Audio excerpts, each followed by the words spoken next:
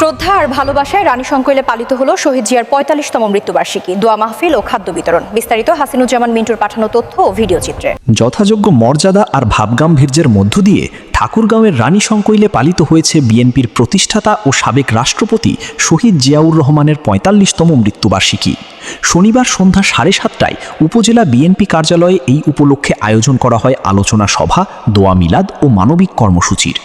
উপজেলা বিএনপি ও এর অঙ্গ সহযোগী সংগঠনের উদ্যোগে আয়োজিত এই কর্মসূচিতে ঢল নামে উপজেলার বিভিন্ন ইউনিয়ন ও পৌর এলাকার নেতাকর্মীদের। আলোচনা সভায় বক্তারা মহান স্বাধীনতা যুদ্ধে শহীদ জিয়ার অবদান এবং বহুদলীয় গণতন্ত্র প্রতিষ্ঠায় তার রাজনৈতিক দর্শন তুলে ধরেন। নতুন প্রজন্মের জন্য তার দেশপ্রেম এক অনন্য অনুপ্রেরণা বলে উল্লেখ করেন তারা।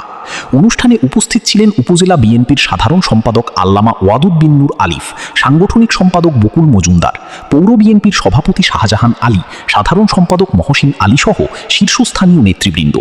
মুক্তারুল ইসলাম মুক্তারের সঞ্চালনায় বক্তারা দেশের বর্তমান গণতান্ত্রিক অগ্রযাত্রায় শহীদ জিয়ার আদর্শকে বুকে ধারণ করে রাজপথে ঐক্যবদ্ধ থাকার আহ্বান জানান।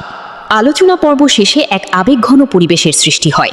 শহীদ রাষ্ট্রপতি জিয়াউর রহমানের রুহের মাগফিরাত এবং দেশের মানুষের কল্যাণ কামনা করে বিশেষ দোয়া ও মোনাজাত পরিচালনা করা হয়। কর্মসূচির শেষ অংশে ছিল অসহায় ও দুস্থ মানুষের মাঝে খাদ্য বিতরণ। তীব্র গরম আর নানা সংকটে থাকা সাধারণ মানুষের পাশে দাঁড়িয়ে মানবিকতার এক অনন্য নজির স্থাপন করেন রানী সংকৈল বিএনপি ও সহযোগী সংগঠনের নেতাকর্মীরা। ঠাকুরগাঁওয়ের রানী সংকৈল থেকে হাসিনুজ্জামান মিন্টু, দৈনিক মুন্সিগঞ্জ সংবাদ। এতক্ষণ সাথে থাকার জন্য দৈনিক মুন্সিগঞ্জ সংবাদ পরিবারের পক্ষ থেকে ধন্যবাদ সবাইকে।